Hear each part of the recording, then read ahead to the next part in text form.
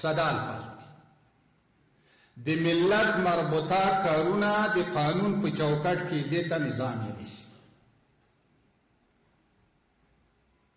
اوس د نظام ته ضرورت څه ده؟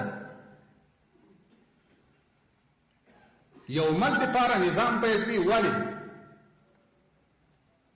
دا ځکه تاسو ته بهتره معلومه ده چې انسان مدني الطبع ده. مدني الطبع څه معنی؟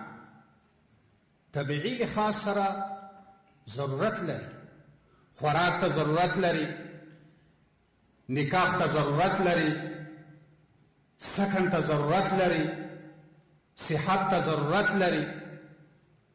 که چېرته انسان خوراک ونه کړي بقا د دې نسل نشته ده. که چېرته د صحت رعایت یې ونه شي بقا د دې نسل نشته ده. که چېرته نکاح نه وي بقا د دې نسل نشته. اوس پېښه دا ده چې الله تعالی په انسان کې قوه عقلاني اچولې ده، د عقل یو قوت پیدا کړی ده.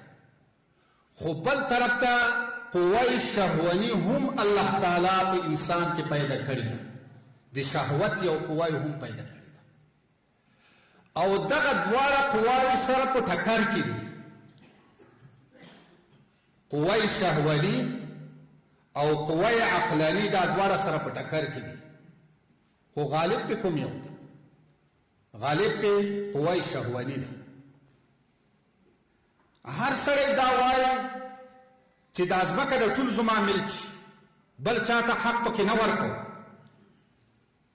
هر سړی دا وایي چې د خوراک د ټولې ماش، دا د شهوت تقاضا ده. نو مدعي و مدعا علی شول. قوه شهواني، قوه عقلاني، مدعي و مدعا علی شول. د دې لپاره یو حاکم پکار